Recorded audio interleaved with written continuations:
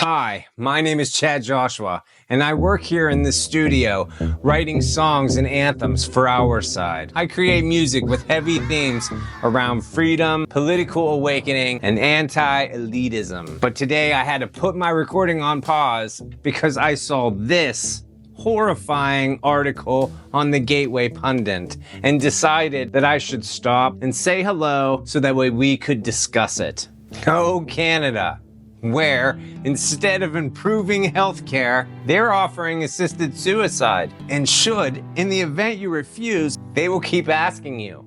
Apparently until you say yes. When a patient says no to ending their life, certainly the best thing to do is keep bringing it up, right?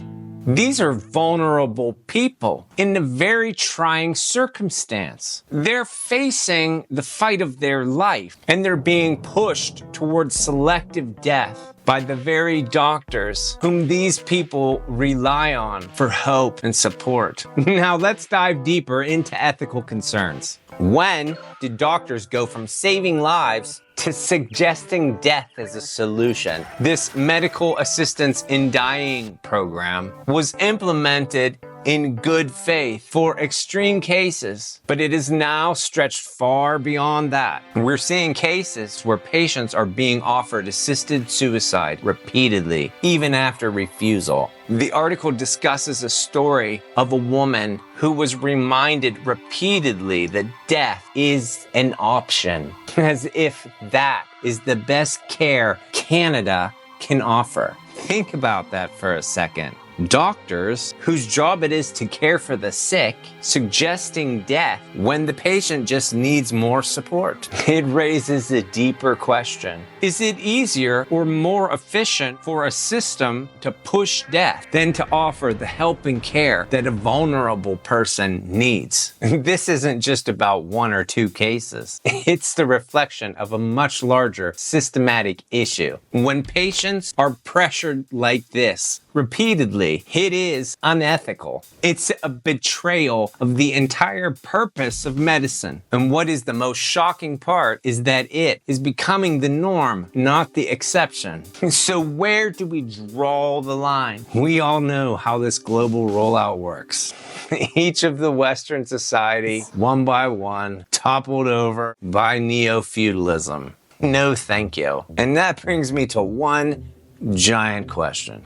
Why are the doctors so quick to offer assisted suicide? Is it simply a lack of better options? Or is there something more? Is it cheaper, faster, or easier to push this solution? And do the doctors get a kickback for recommending this? When death becomes the easy answer, you have to ask, what's next?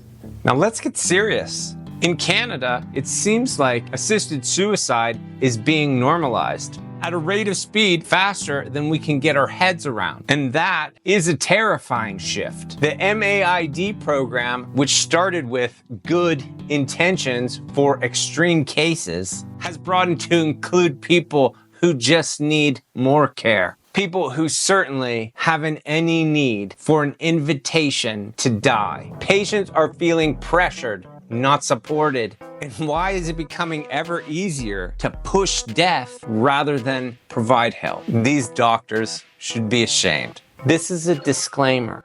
I am not aware of any kickbacks or incentives provided to any doctor offering these types of services. But if you have knowledge on this, feel free to comment below. So let's talk about government control. What could possibly go wrong with giving the government power over life and death decisions? Who needs autonomy, right? The government's here to make those tough calls for you, because clearly the system that manages vehicle registration should also manage your assisted suicide. And I'm only asking for a friend, but how far away are those death panels now? When the government runs the healthcare, or the corporations for that matter, cost-cutting measures can easily take the priority. In the name of efficiency, you have been assisted suicided. But the good thing is, Canada saved money on life-saving treatment they didn't need to give you. So who benefits from these so-called solutions? Especially when they're being proposed and suggested repeatedly to people who can find help If death becomes the quick fix solution, then we all become collateral damage. So let's just be clear. It seems to me that assisted suicide has gone from being a last resort for extreme cases to becoming an excellent vehicle for cost savings. The good news, the government can now use those taxpayer dollars to fund foreign wars and the like. And apparently, that sure beats helping the people who paid the taxes. But to be fair to the Canadian government, let's do our best to make a distinction. They're not forcing anyone to do an assisted suicide. They're just hard pressing them. They're just repeatedly offering it.